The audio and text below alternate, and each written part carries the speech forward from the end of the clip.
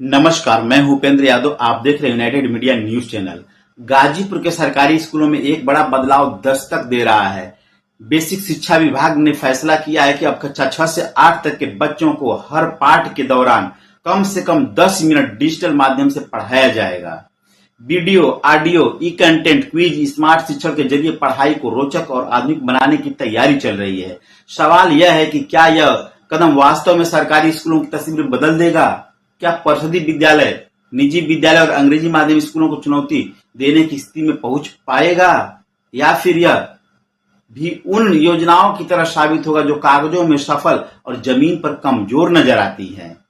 इसी सवाल का जवाब तलाशने की कोशिश करेंगे इस विशेष रिपोर्ट में।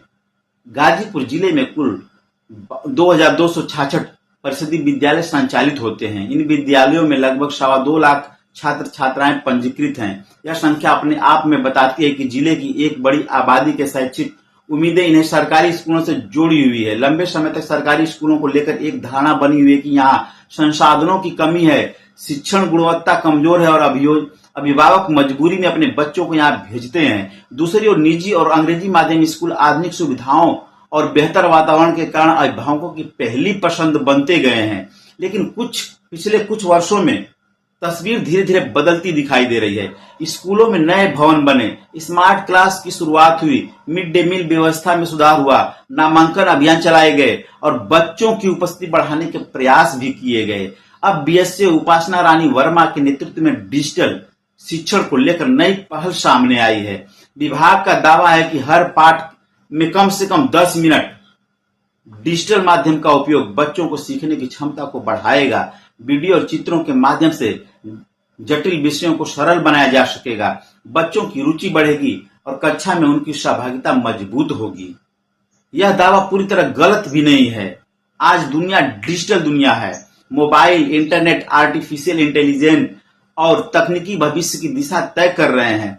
ऐसे में यदि ग्रामीण क्षेत्रों के बच्चों को भी तकनीकी आधारित शिक्षा मिले तो निश्चित रूप से उनका आत्मविश्वास बढ़ेगा। लेकिन यह एक महत्वपूर्ण सवाल खड़ा होता है, क्या जिले के सभी 2266 विद्यालय डिजिटल शिक्षा के लिए पूरी तरह तैयार हैं? क्या सभी स्कूलों में पर्याप्त बिजली उपलब्ध है? क्या इंटरनेट कनेक्टिविटी सुचारू रूप से है? क्या स्मार्ट टीवी, प्रोजेक्टर या डिजिटल उपकरण पर्याप्त संख्या में मौजूद है? और सबसे महत्वपूर्ण, क्या सभी शिक्षकों को डिजिटल शिक्षण के लिए पर्याप्त प्रशिक्षण मिला है? यह वही बिंदु है जहां किसी भी योजना की वास्तविक परीक्षा शुरू होती है। भारत में शिक्षा की कई बार बेहतरीन योजनाएं बनाई गई, लेकिन संसाधनों की कमी और निगरानी के अभाव में परिणाम अपेक्षित नहीं मिल सके। यदि डिजिटल शिक्षा केवल आदेशों और बैठकों तक सीमित रह गई तो इसका प्रभाव भी सीमित होगा। लेकिन यदि स्कूलों में तकनीकी संसाधन, प्रशिक्षित शिक्षक और नियमित मॉनिटरिंग सुनिश्चित की गई तो यह पहल वास्तव में बदलाव का आधार बन सकती है।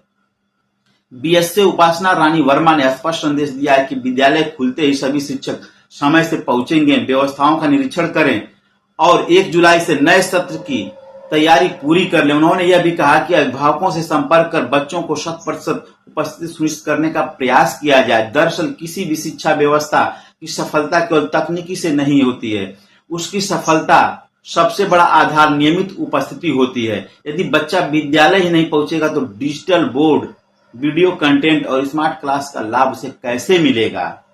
यही कारण है कि विभाग ने अनुपस्थित बच्चों के अभिभावकों से संपर्क करने पर विशेष जोर दे रहा है। इसके अलावा कक्षा 1 से 3 तक के विद्यार्थियों का साप्ताहिक मूल्यांकन और अर्धवार्षिक परीक्षा के परिणामों को प्रेरणा पोर्टल पर अपलोड करने का फैसला जवाबदेही बढ़ाने वाला कदम माना जा रहा है। इससे शिक्षकों, छात्रों और अभिभावकों के बीच एक पारदर्शी शैक्षणिक वातावरण विकसित हो सकता है। हालांकि केवल परीक्षा परिणामों से शिक्षा की गुणवत्ता नहीं मापी जा सकती है। बच्चों का आत्मविश्वास, संवाद कौशल, रचनात्मकता और समस्या समाधान क्षमता भी उतनी ही महत्वपूर्ण है। इसलिए विभाग ने पुस्तकालय, खेलकूद, स्वच्छता अभियान और अन्य शैक्षणिक गतिविधियों पर विशेष ध्यान देने के निर्देश भी दिए हैं। यह सकारात्मक संकेत है, क्योंकि शिक्षा का महत्व केवल अंक प्राप्त करना नहीं बल्कि व्यक्तित्व निर्माण भी है। अब बात करते हैं उस सबसे बड़े सवाल की जो आज हर अभिभावक के मन में क्या सरकारी स्कूल वास्तव में अंग्रेजी माध्यम विद्यालयों को टक्कर दे पाएंगे? इसका जवाब सीधा हाँ में है, नहीं में देना आसान नहीं है। निजी विद्यालयों के पास लंबे समय से बेहतर बुनियादी सुविधाएं, अंग्रेजी वातावरण और तकनीकी संसाधन रहे हैं, लेकिन सरकारी स्कूलों के पास भी कुछ बड़ी ताकतें हैं। प्रशिक्षित शिक्षक, सरकारी निगरानी, निःशुल्क शिक्षा, पुस्तकें, यूनिफॉर्म और बड़ी सामाजिक पहुंच। यदि इन ताकतों को आधुनिक तकनीकी के साथ जोड़ा जाए तो तस्वीर बदल सकती है।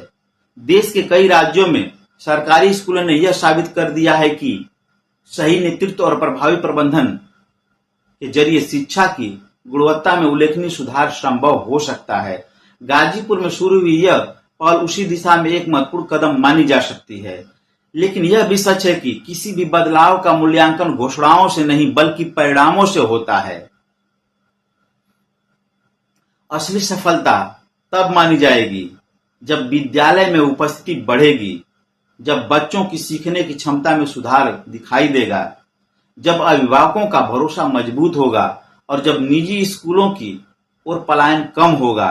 आज की इस पहल को देखकर उम्मीद जरूर जगती है।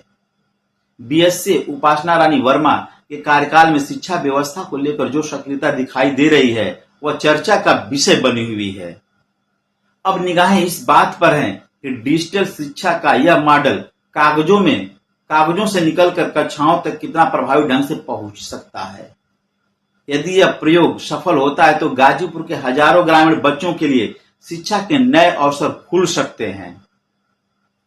और यदि चुनौतियों को समय रहते दूर नहीं किया गया तो यह योजना भी केवल सरकारी फाइलों का हिस्सा बनकर रह जाएगी। फिलहाल उम्मीद और चुनौती दोनों साथ साथ खड़ी हैं। सरकारी स्कूलों के सामने अवसर है खुद को बदलने का, शिक्षकों के सामने अवसर है नई पीढ़ी की आधुनिक शिक्षा से जोड़ने का, और प्रशासन के सामने अवसर है यह साबित करने का कि सरकारी शिक्षा व्यवस्था भी उत्कृष्टता का उदाहरण बन सकती है। अब देखना होगा कि यह डिजिटल क्रांति गाजीपुर के विद्यालयों में कितना बड़ा बदलाव ला पाती है। नमस्कार, मैं हूं उपेंद्र यादव।